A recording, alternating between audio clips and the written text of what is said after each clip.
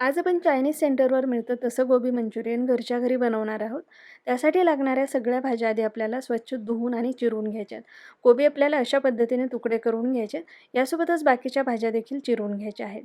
आता एका बाउलमध्ये पाव कप मैदा, पाव कप कॉर्नफ्लॉवर, काळी मिरी पूड, लाल मिरची पावडर, मीठ आणि आलं लसूण पेस्ट घालून यामध्ये पाणी घालायचं आणि या पद्धतीचं बॅटर तयार करायचं आहे. स्वच्छ धुवून घेतलेला कोबी त्यामध्ये बुडवायचा आणि व्यवस्थित गरम झालेल्या तेलामध्ये घालून तळून घ्यायचा.